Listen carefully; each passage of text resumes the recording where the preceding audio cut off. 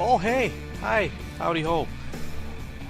Welcome to the Unwashed Asses, episode 5, I think this is, recorded Sunday, February 19th, 2017. Been a little bit here. I know I've missed the past couple weeks. I apologize for that. Been not necessarily extremely busy, more backlogged on stuff, and that's not good. And I've had a few people saying that, oh yeah, you need to. Sorry, I'm just getting distracted. It looks like Audacity's telling me I have enough recording space for 11 hours here, and I've never seen that before. Yeah, and give me one sec here. There's like kids screaming outside my window, so I'm gonna go yell at them.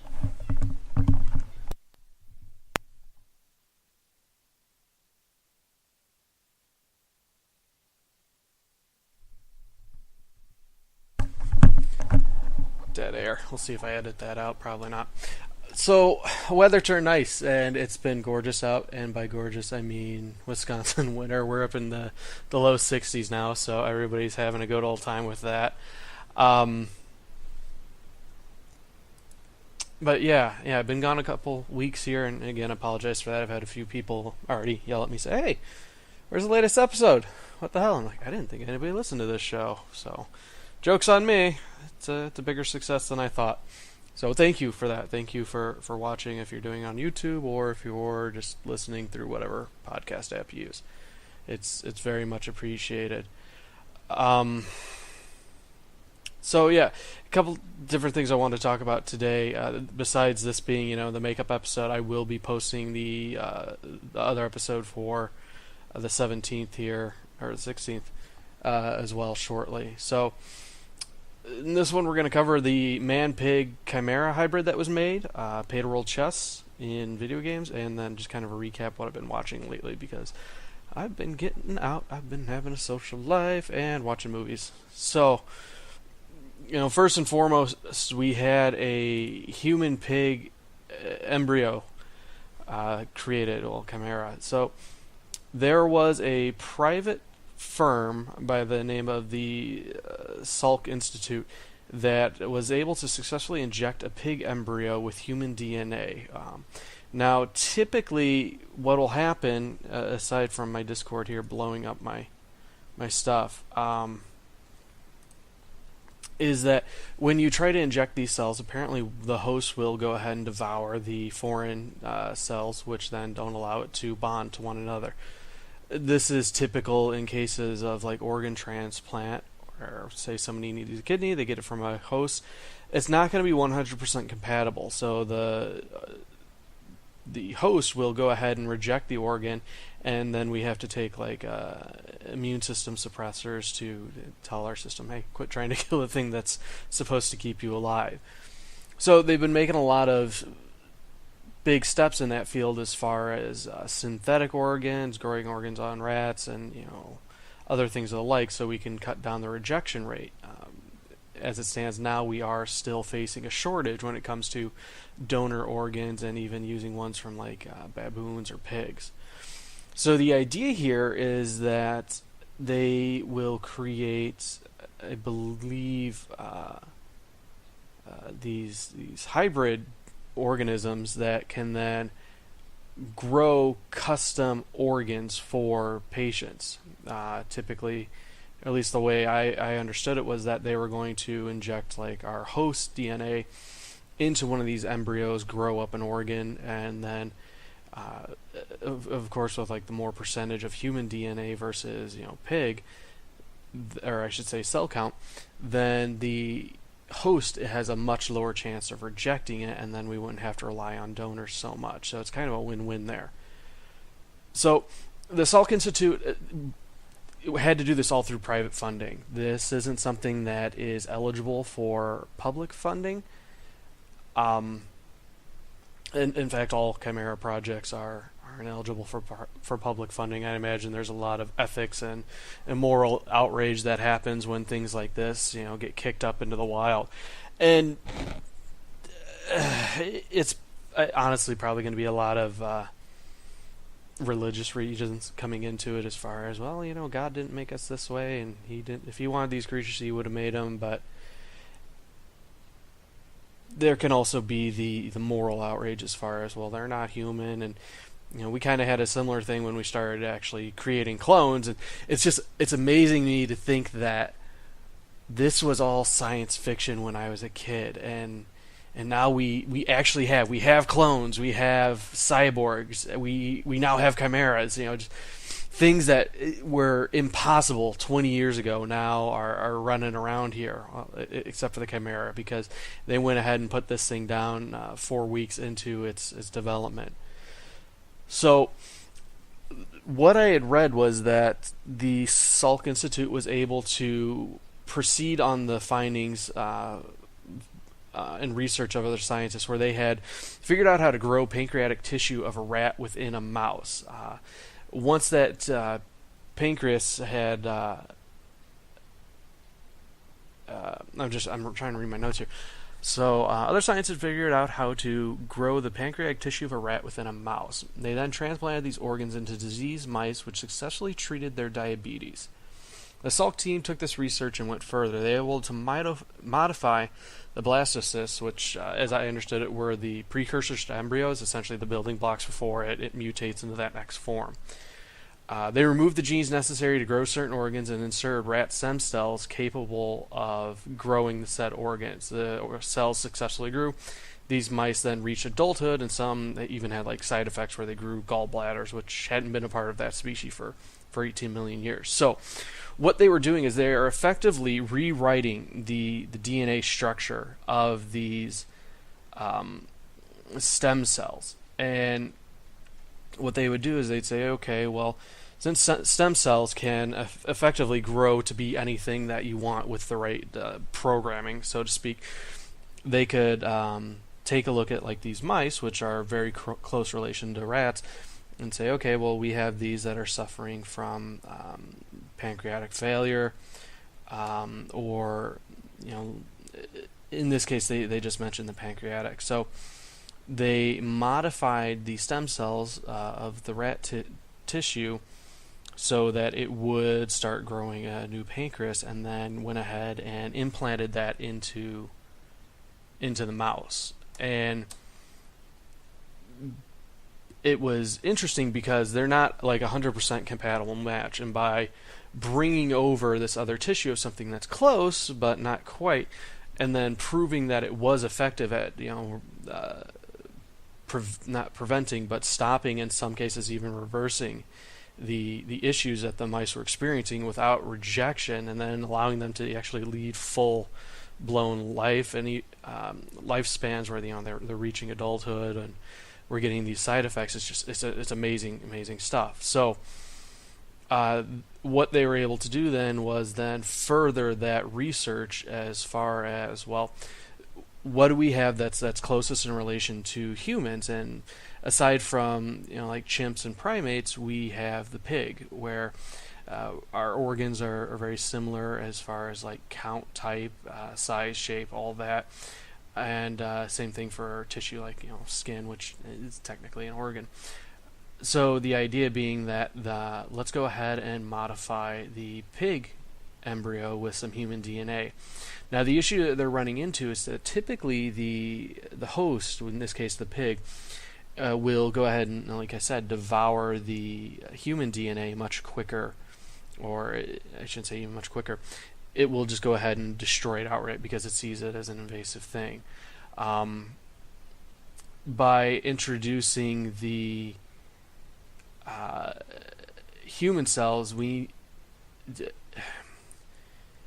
effectively they need to increase the count of human cells within the chimera. So it's not so much like an 80-20 ratio, more of a, if we can get it close to a 50-50 is what I understood, then we have a much lower chance of rejection. However, the essentially grow time goes up exponentially to do this.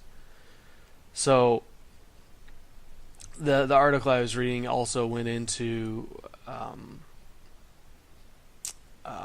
the fact that this could also stand as a replacement to What they're doing now is effectively 3D printing custom organs by setting up the scaffolding and going through a process I didn't fully understand. So I'm not comfortable talking about it all the way.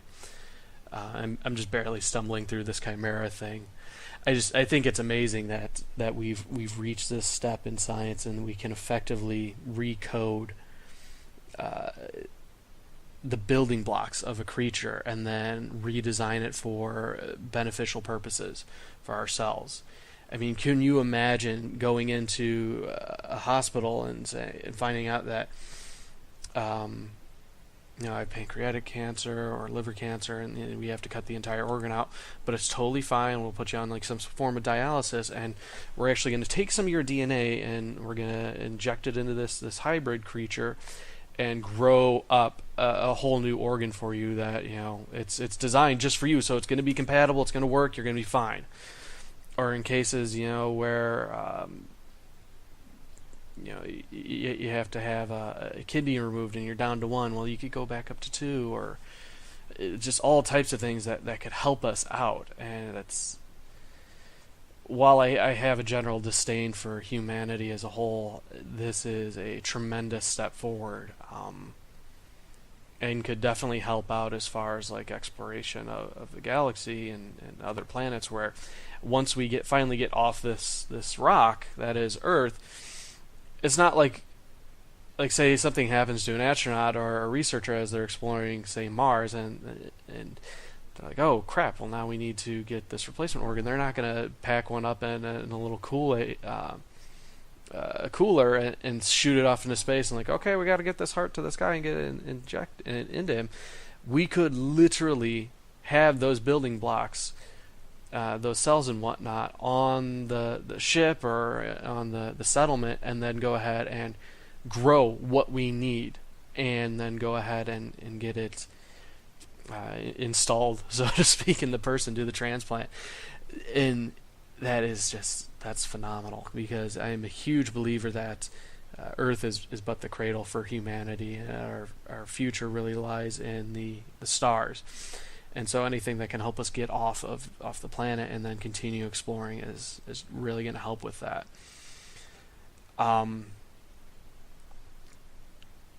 The moral issue, though, does come with they're not humans, and what rights would they have? I mean,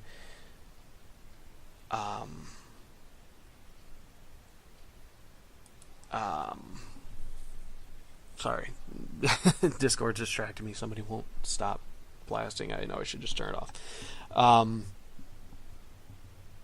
Where was I at? What was I talking about?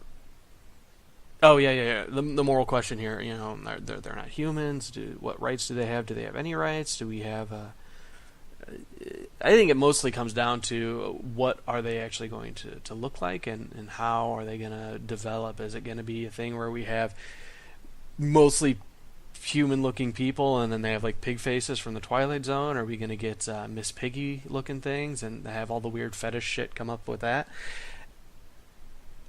I think as long as we don't develop like a fully functioning brain in them, and they're essentially just dumb meat sacks, there shouldn't be any real problem. They're only living in the sense of the word that they probably have a heart rate and breathe, but we might not even do that with them. It could be a thing of, okay, we're just going to grow the individual organ for this, using like the stem cells. But all of this is way over my head, and I just barely understand the base concepts to talk a bit about it. It was funny though, because Jun Woo, who is the lead study author for I want to say it was the Salk Institute, was combating kind of that stance against the research and saying, in ancient civilizations, chimeras were associated with God.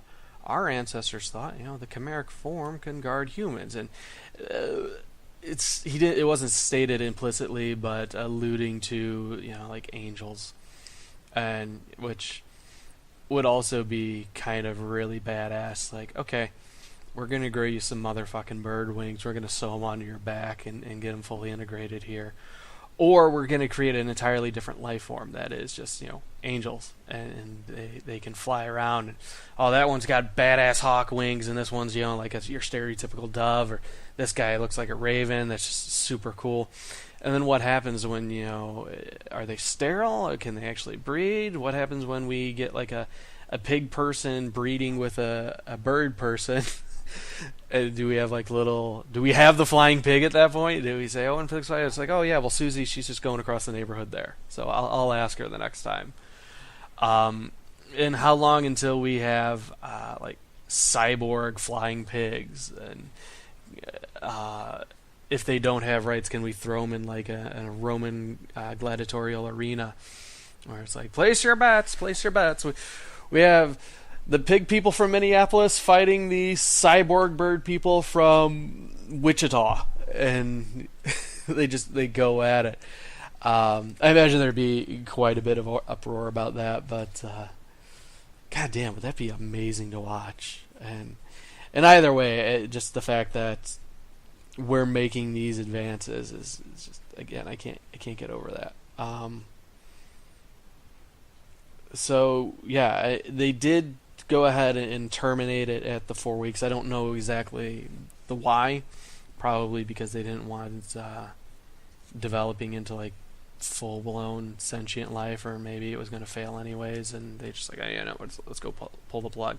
Or maybe they just have those limits in place, like, okay, for research purposes, don't invest any more time than X amount into said creature.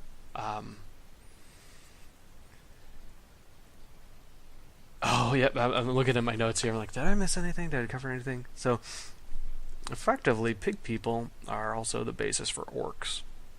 Are we going to have green pig people running around like the Uruk-hai or Ganondorf? I don't know. Like, just because I'm so entrenched in like fantasy and video games, I constantly think of, well, we've got all these different creature types now. How long before we have these other races running around?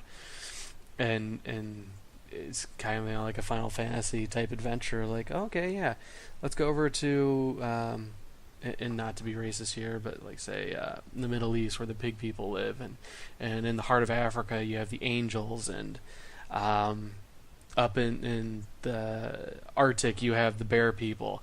Do we start breeding these chimeras for different living roles? That would be. And a minotaur. Can we have a fucking minotaur or a centaur?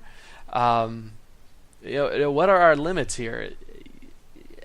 Now that we've kind of proven these things could happen, I imagine, and it's already going on in secret, like, oh yeah, we're gonna make the soldier of the future, and he's gonna be a gorilla man. Because I know back in World War II, Cold War era, we were already trying to do that as far as breeding humans with chimps, and it wasn't so much like, oh, we're gonna splice DNAs. No, like, oh, we're gonna artificially inseminate this lady chimp, and of course it didn't pan out because we're too far different. But if we can go several steps back into the actual building blocks of these creatures and then marry them in this perfect harmony, what's to say we can't build an army of, oh my god, is this how Planet of the Apes starts? Do we not make the chimps super smart? Instead, we build them from the ground up, splicing them with human DNA, where they still look like chimps, but they have the full mental capacity of humans. Is this how we blow it all up? Are we the maniacs? I don't know. So much science fiction is based off this. Where we have Planet of the Apes, we have orcs, we have angels, we have the island of Dr. Moreau. How long before we have cat people and dog people running around? And is this the future that the furries wanted? Where to take a step further, could we grow a parrot person body and then go ahead and transplant our brain into said body, because the DNA would effectively be ours? Could we do a transplant and then keep the creature alive at that point? And what would that say about like the state of consciousness? Where are you just your brain, or would having so many physiological changes take place actually change you as far as like who you are? Like, not instead of like, oh, well, I'm this person on the inside and I'm just living in this shell. Well, okay, well, if you want to be a parrot person, let's put you inside a parrot person. Does that make you feel better? I don't know, because I know we've done head transplants, we've kept them alive. Could we do a head transplant, like, onto a bird person? Oh, so many questions, so many questions. And it makes me sad that I'm not going to live to see this future of the Planet of the Apes, chimps fighting orcs with an angel army, and the Russian bear people fighting the minotaurs of Greece. Like, is it so much to ask that I get to see these things actually play out in real life? Oh well, maybe my son will, and it's not like he could tell me about it, but I always want something cool for him. Like, oh yeah, I get to experience all this stuff. So if he can see pig people fighting the Planet of the Apes and all that other stuff, that would be fucking and mermaids. We could have mermaids. Like, if they're all sterile, it doesn't matter. Just fuck it, we'll grow up more. And yeah, you've got the Little Mermaid and all this other crazy shit. Ah. And I know if anybody writes into the show like, well, you're a dumbass because it's not going to work for X, Y, and Z reasons. Probably, but I never claim to be very smart about these things. My mind starts going with it. So, if you have any ideas as far as what types of hybrids you'd like to see or what you think about this research, go ahead and write the show. The unwashedasses at gmail.com and put bird person in the subject line.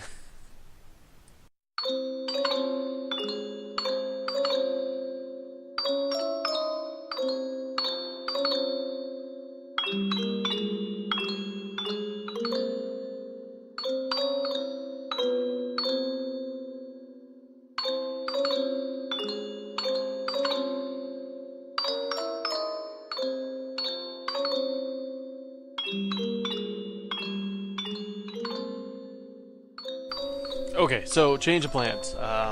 I was going to talk about loot boxes and video games and my utter disdain for them, but we're gonna record a special episode with myself and Sapper Woody for the next episode here. So look for that on your feeds and enjoy it.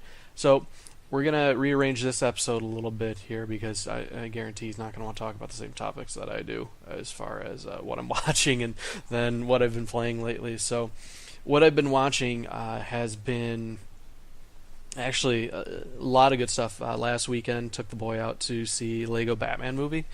It was a Friday. The movie had just come out, and we just got some really good breakfast, hung out with the girlfriend.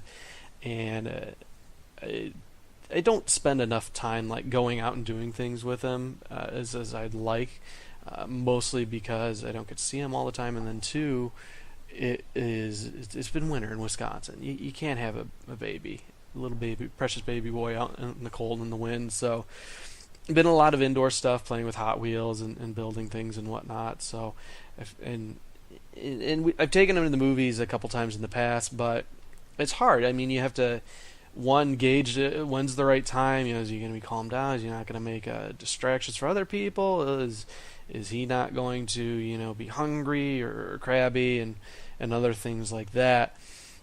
And then two, what movies are playing that's good, that are viable to take a 3-year-old to the theater for? And you know, he's at the age now where he's recognizing superheroes and can tell you what he wants to watch, and he's already building an active imagination as far as like telling stories with his cars and his other toys. So he's cognizant of what's going on in the world of a story. And then too, he likes the Legos, he likes Batman, so you know, perfect combination. Let's go see Lego Batman. So the town I used to live in, there's a small theater there, and sure enough, they had the movie playing, and they had an early afternoon show. It was either 11:30 or 12. It may have been 12:30, but it doesn't matter for this purpose. Like, okay, yeah, we'll go see the first movie, and you know, I'll drive home. It's about a 40-minute drive, and he'll probably fall asleep, take a nap. You know, everything's gonna be kosher. Get some lunch, see a movie, have a nap. Everybody's happy. Everybody's having a good time. So get to the theater and it's jam packed full of kids, and I'm thinking to myself, it's Friday afternoon. What the fuck are all these kids doing here? Not like little kids, like middle school, early high school age kids. I'm like, what the hell's the deal? And so I walk up to the ticket booth and he's like, oh yeah, what do you want to see? Oh, Lego Batman. He's like, oh, actually, we have a private showing for that right now. I'm thinking to myself, then why the fuck would you advertise the time? And again, it's a smaller theater, so they like put up the times and the showings by hand. They've got the old 50 style where you got to put the individual letters up, kind of like gas stations when they change their prices. Why would you have that showing up on a Friday and instead not just put it up after the showing's done first, like Saturday? So it irked me that they were advertising a show that they shouldn't have been. He's like, oh yeah, well, it's a private showing. We have an event going on, but if you'd like, we have a balcony upstairs that's private. You guys could go up there and watch the movie from there. I'm like, it's fine. It's not like I'm gonna have to go interact with the people. Like, hey, surprise! You don't know me. I'm gonna watch the movie with you. By the way, I brought my 3-year-old. Hope that's not a big deal. So we get our tickets. We go upstairs, and again, it's a smaller theater. Maybe like 100 or so people can fit inside of it. So go upstairs, and it's cluttered with their own private stuff, as far as like old equipment, the projectors, time cards, things like that. Just it's laying out. And at the top of the stairs, there's 2 doors, and so I just like, all right, well, we pick door on the left, door on the right. Pick door on the left. I ended up being the right one. Going to the theater, and it's loud. Apparently, all of these kids were from a nearby town. They had like a field trip or some shit. I've never had a field trip that took us to the theater, so I have to wonder, what they did to merit that. And as far as like, oh yeah, you're on honor roll, then you get to go get a Shamrock Shake and watch the Lego Batman movie. So, or if it was a club, I don't know what the deal was, but it was jam packed. They're nonstop noise. Teacher like, hey, shut up, be quiet, blah blah blah. And I'm thinking to myself, God, I don't want to sit through a movie where it is about 100 preteen and teenage kids just talking nonstop. So the balcony itself, though, it was secluded. There were only 2 seats up there. They're like big, gigantic leather lazy boys. The theater had just been redecorated, so brand new 4K screen, new sound system. The seats have all been redone. It was really top notch. And then the fact that we're up above all of that noise and the other people, and there's nobody around us, and we have a perfect view of the screen. It was just amazing. So the previews roll through, movie starts playing, and eventually, there's teachers like, hey, quiet.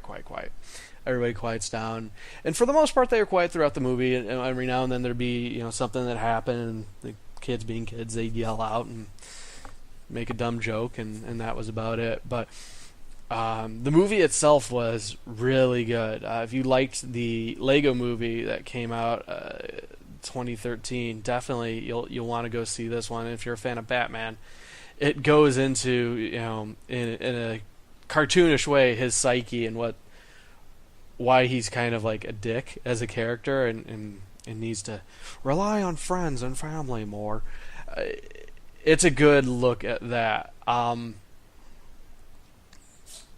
It's incredibly shot as far as like I imagine it's all done with actual Legos, kind of like how the Lego movie was, but of course they're gonna do some CGI and manipulate some things, and some of the shots they did were nothing short of incredible. Like, I wouldn't have expected to see that level of finesse and technical achievement from a fucking Lego movie. And of course they have his whole rogues gallery in there, and like Joker is essentially playing main villain. He wants to be number one, and all the other villains are essentially second fiddles. Even like Scarecrow, Catwoman, Harley Quinn. They're all just kind of like they make an appearance, they get their name said, and that's about it. Batman beats them single-handedly, not a big issue.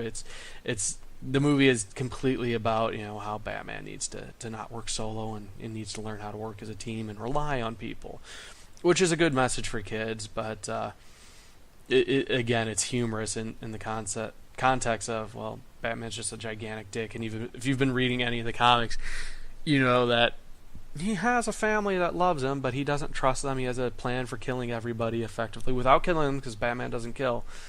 And essentially, Batman's always going to be a loner, but in this movie, no. His heart grows 3 sizes, and he realizes he has a family, and he can be happy again. It's all, it's the perfect cut dry,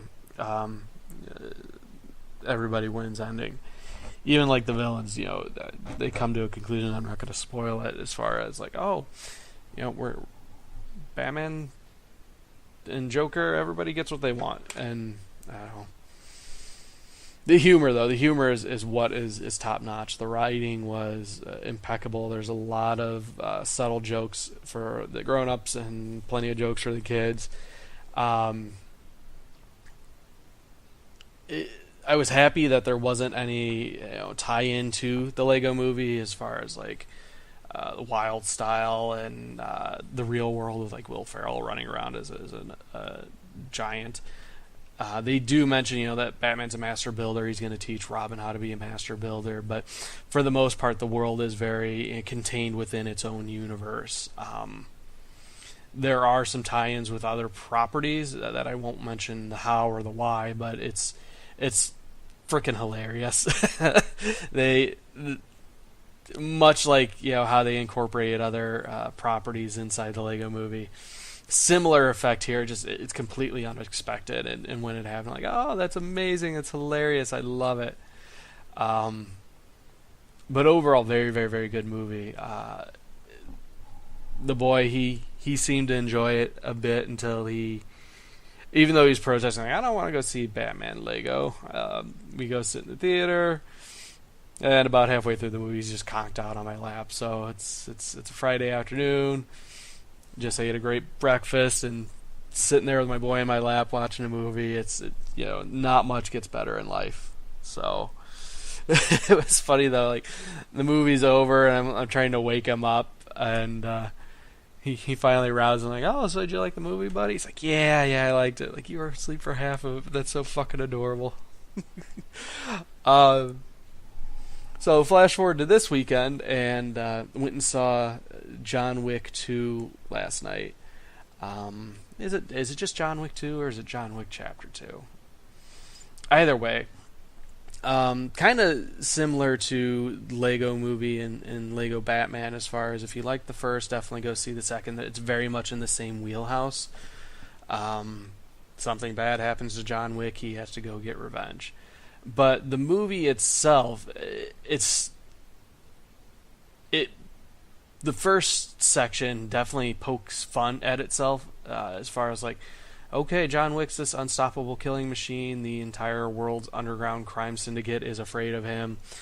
Nothing can stop him, despite things that would kill lesser beings. And it's done in all such a comical way that I'm like, is this movie going to be a comedy? Is this what they intended? And you realize that it's essentially just satire as far as, all right, we realize what people liked about the first movie. We're going to have fun with that, but it's still done in a way that fits inside the universe. It's handled extremely well. And then, yeah, we go through the same kind of story points that we had in the first movie. And it's impeccable as far as like how the action scenes are shot. There's no shaky cam. Everything is gorgeous as far as the settings, the characters. It's just, if you know what you're getting into when you go to see the movie. Like if you're after a good action movie, then this is what you want to go want to see. But the problem with it is, unlike the first movie where everything was kind of tightly knit and we had a very basic plot, and it didn't really expound on it, but what it did extremely well. John Wick 2 it it bites off a bit more than, like, it chews it very well, but it's not as neatly tied up at the by the end of it as the first movie was. Without getting into spoilers, they do set it up for a sequel, which would then lead into a trilogy, and that was the biggest irk that I had with the movie as a whole. Was it started off very, very strong, but you realize as you're going into it, despite the pacing being incredibly well done, you know that the clock's running out on the movie, and you're like, okay, we're not wrapping things up as quickly as we should. Like, the pacing's great, but I know this isn't a 3-hour movie, and where we should be is not where we are. And it all comes down to, all right, well, some shit went down, and John has to get it sorted, and he's got all these people coming after him now, but we're going to resolve all that in a third movie. And not that it was lazy. I think it was more, the way I took it was, all right, well, they realize they've got a bit of a cash cow here, and they're going to have some franchising to do. But the way it was done, it felt like the entire last quarter of the movie was just a setup for the third, which is, we don't know when that's going to come out, but effectively it's like, all right, if this one makes a crap load of movie and it reviews well, yeah, they're going to make a third one. And it just seemed like a waste to spend that much time effectively leading into a third movie. I would have much rather that they went ahead and wrapped up things nice and tight like they did with the first one and the second one. That being said, the audience was, we were in a fairly packed theater. It's not the same one I went to when I saw Lego Batman. And there was a lot of audience reaction as far as, laughing at the right cues, cringing and doing the, when, not necessarily questionable, but, some of the more extreme violence kicks in. And, so the movie definitely, it knows its cues, and it hits them very, very well. The audience was digging into it, but I don't know. The story, it was irksome as far as what happened and why it happened. But maybe I'm looking too much into it. It's like, all right, you want to go see an action movie where a lot of really, really cool shit happens? That's what we're gonna provide, but the story is, kind of note for note. You can predict what's going to happen next, and it sucks. And I realize part of it is some really shitty things happen to the character John Wick, and I'm really pulling for him. And when those shitty things happen, I get frustrated and angry about it. And to the story writers, then, kudos for that. You've made me empathize with the character and want to see good things happen, but he's continually being shit on, and so it makes me angry.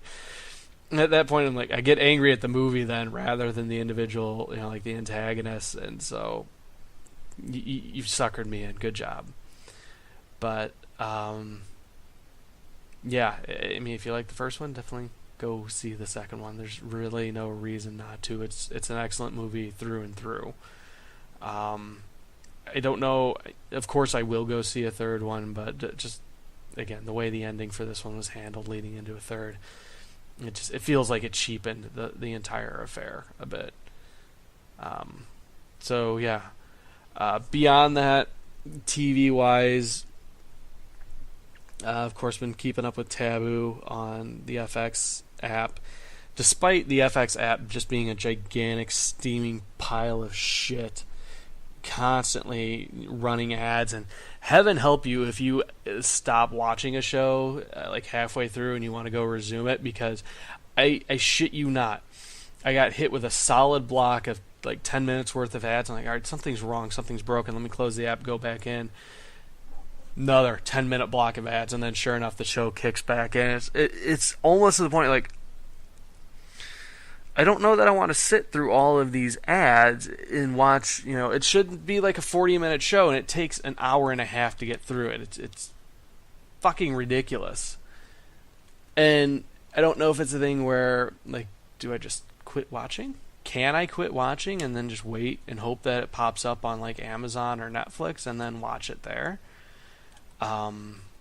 It's frustrating, but the movie, not the movie, the show is similar to how I reviewed it earlier, as far as, alright, they're teasing that there's some supernatural shit going on, but they don't really delve fully into it, and instead it's a matter of, it's a political thriller. And there's some seriously bad shit going on, and everybody's kind of a bad person. There's no one good character to root for.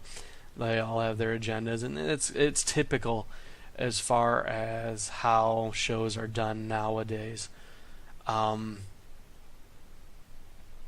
It's good, but the ads are such a huge detraction. It really ruins the entire experience.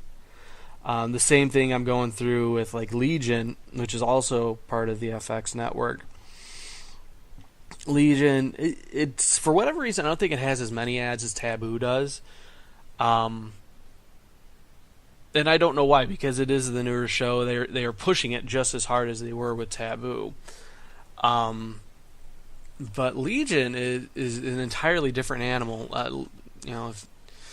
Legion was kind of a minor character back in the late 90s, as far as the X-Men canon's concerned, where he was the son of Professor Xavier, and it was either Moira McTaggart or the leader of the Shi'ar Empire. Either way, super powerful telepath, and I don't think he kills Professor X. I think Professor X had to kill him. But the show itself is focused on the character, and there's no real tie to any of the other X-Men. The entire first episode takes place entirely in like 3 different areas, and it's told from the standpoint of the unreliable narrator, because I can't remember his name, just effectively let's call him what he is, Legion. He has been diagnosed as a schizophrenic, and he's, we're seeing the world through his eyes, and so there's a lot of jumping back and forth. And as he talks to his therapist and they try to sort through it, details will change, and there's just a lot of really cool stuff happening with that, as far as like, okay, you thought it was this thing, but now it's this thing, but it doesn't cheapen it as far as like, oh, we intentionally misled you. It was like, no, a character really didn't understand it as well, which was what we had with, like Fight Club or the first season of Mr. Robot, where it was purely the unreliable narrator. But the way this one's handled is just so deft and sublime. And I loved it. I really, really, really liked it until the last like 10 minutes, when effectively like this show's version of the X-Men show up. And they start doing X-Men shit, and it's all so terribly green screened, as far as like the actions the characters are doing versus what happens on the green screen don't always line up, and the animation's a bit rough, and you can tell like they don't know how to interact with just having the screen and not having anything act against, and it's terrible. It's awful. And so when the second episode rolled around, and I was expecting more of the X-Men shit to go down, and it didn't, I was happy. I'm like, okay, we're gonna go back more into this, not necessarily like a psychological thriller, but it's a quieter show, as far as everything is mostly contained within the mind of this one character. But that being said, I don't know how much of a tie to the rest of the X-Men we are going to get, or the X-Men universe. I've kind of fell out with the Marvel Comics ages ago, so my knowledge is limited at best, and we might have already been introduced to other X-Men franchise characters, and I've just not recognized them. But what irks me is that the love interest for Legion is got this rogue complex, where like she's got a power and she can't control it, and it all happens when she touches somebody, so she's got to wear gloves, and kind of the Rogue Gambit relationship, as far as like, I can't touch you, but I love you, and I want to touch you, but if I touch you, then this thing happens. And it's after 30 years of the Rogue not paradox, but the Rogue issue, I don't want to see another character kind of shoehorned into that role. I'm tired of it. I want to see like, oh yeah, I've got control of this stuff now. Kind of like when we turned a corner by getting Wolverine's origin finally. I imagine something similar will happen when we finally get Joker's actual origin. It just like quit playing on this one plot point. It's easy at this time. Work on something a little more challenging or innovating.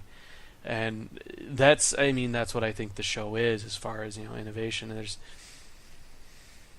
It hints at other different shows and series that have been on, but it does it all in its own unique, fun little way, and the visuals are just gorgeous. I was talking to my lady friend earlier about like something I saw in the show that I thought was extraordinarily and profoundly beautiful, and like I know a lot of people wouldn't necessarily feel that same way about it, and I can't tell you what it is without spoiling a huge part of the show.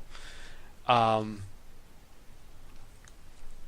she reassured me, oh no, there's beauty in different things, and I can totally see that. I don't think it's that, but I can totally see why you would. So it's good. It's good. Definitely, if you have access to FX, I would actually recommend that over Taboo itself. One, because of the ads, and then two, it's more of an engaging story. I don't know exactly where it's going, whereas Taboo, it's Jason Bourne in the Victorian area without as much action. It's a lot of talk, and yeah, there's some gore and violence, but I don't know. I was super bummed out as far as excuse me, how like Penny Dreadful turned out, and I'm really worried that Taboo's going to go the same route. So I'm probably being unfairly hard on it. So yeah, that's what I'm watching. And again, if you have any opinions on what I've seen or what you've seen, want to talk about it, go ahead. Shoot me an email, theunwashedasses@gmail.com, and we will talk.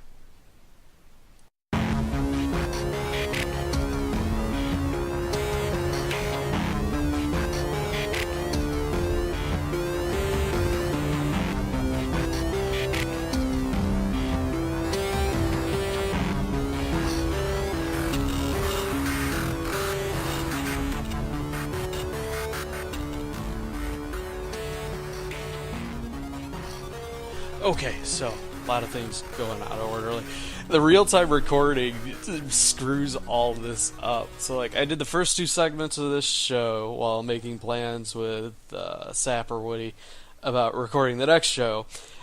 And in real time, I've already recorded that next show, and now I'm coming back to finish up this one. So, it's goofy. This is why I need to make sure I record shows in a timely fashion, get it out every week, and meet those deadlines. If not for you, for me. So, tying in with what I'm watching is what I'm playing.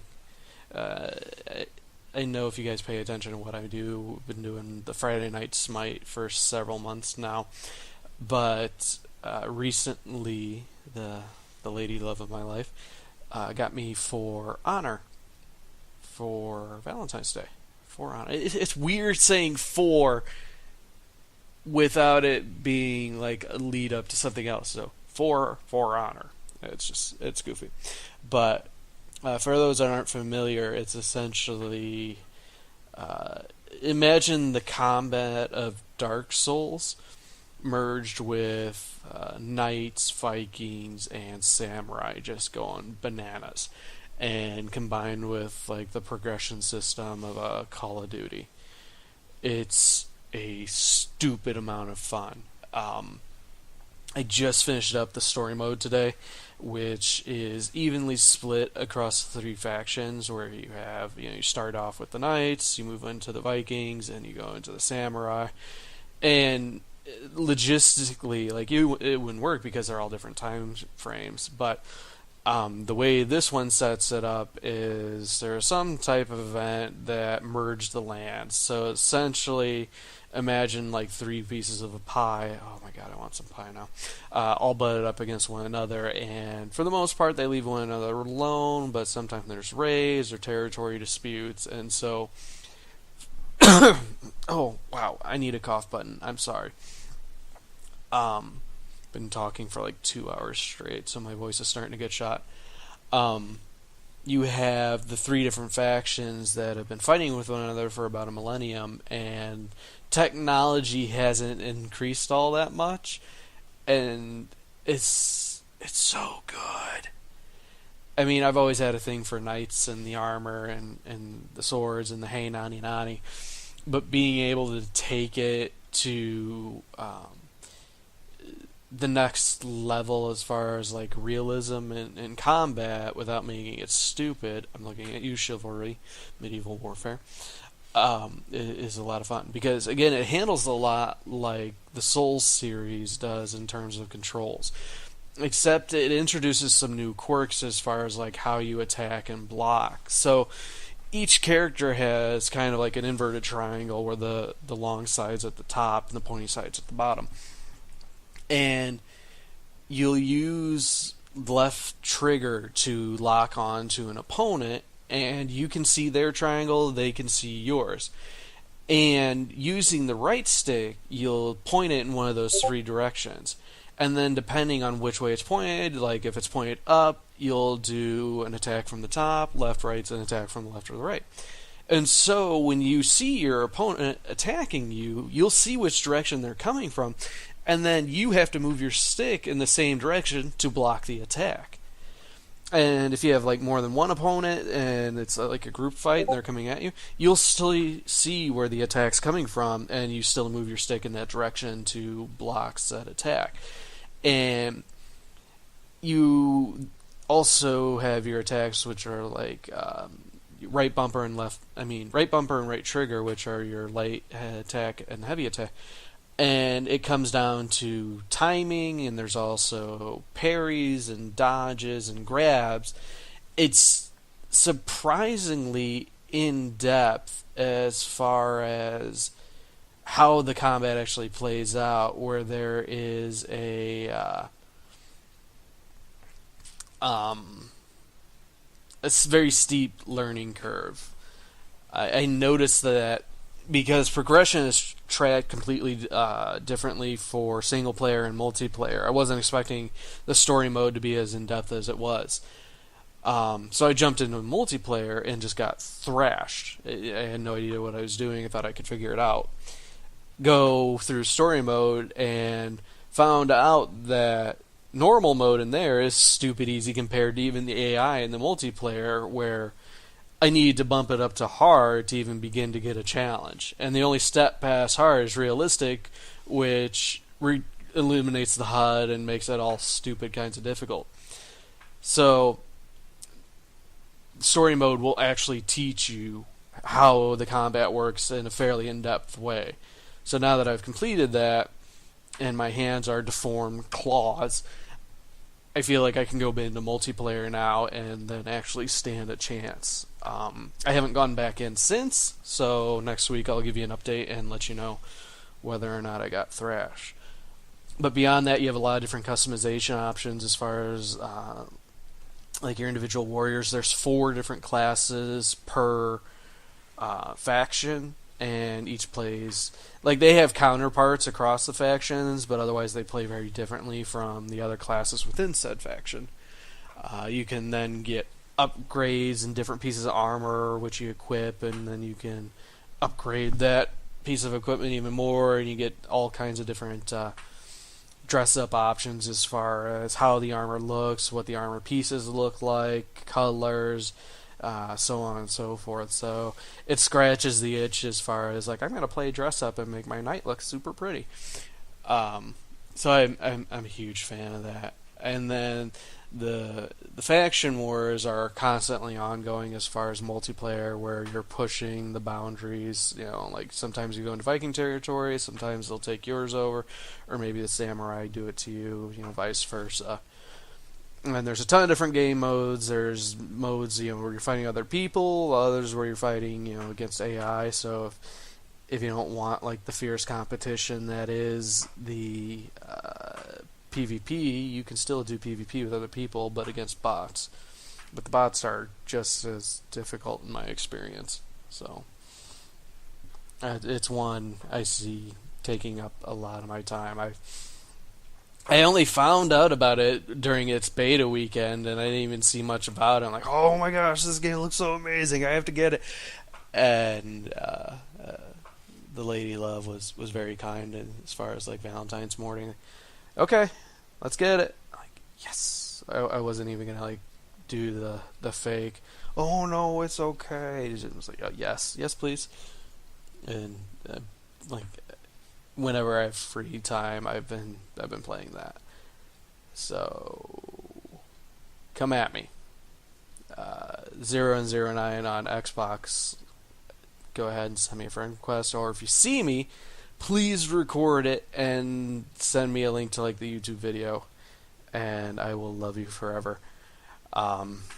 Yes, but it's so good looking. The controls are goofy, but eventually you start getting used to it. The sound is alright. I mean, I sound like a bunch of tin cans clinking around, and the background music for the nights is, you know, very somber and melodic, and I dig that. I like having it in the background. And I'm really itching to go and play it and just kind of stop the recording. But I guess it works well for me because it's the last second night. But I did go ahead and put up a bunch of the gameplay on the latest episode of Zero Lives, and I imagine I'm going to be streaming it a lot. My work schedule's changing. I'm going to be off a lot earlier than I have been, so look forward to the streams over at twitch.tv/009. But yeah, it's amazing. I want to play it, and I want to have people to play it with. But that's going to wrap it up for this episode. The next one is actually kind of like a good interview discussion with Sapper Woody, one of the gentlemen I do the Friday Night Smite stream with. Really, really good episode. Definitely check it out. Give it a listen. But otherwise, the Unwashed Asses, if you want anything to talk about or comment on what I said, if I was mistaken about our man-pig hybrids, email is theunwashedasses@gmail.com. Again, theunwashedasses@gmail.com. Otherwise, we record every Friday or Thursday, and you can get that at iTunes, Google Play, Stitcher, Pocket Cast, and then there's a video link on the YouTube, but no real video there. It's just a still image. But yeah, we'll see you next time. Oh, wait. Please stop. Don't turn it off. If you like what I do and or any of my projects, head over to patreon.com/009. I got a lot of ambitious ideas, but I can't do it without your help. So support the show if you like it. If you get any bit of value, please consider contributing back, and helps me make a better show. And that will do it. Again, patreon.com/009. I can feel the end, it's drawing near. It will soon be here. Oh, that much is clear. So shut the doors and turn off the lights. Let us sleep tonight. Let us huddle in the dark. Oh, my lover, you are beautiful, but that beauty comes at such a price. And I know that you'll soon disappear, like the dark and the night.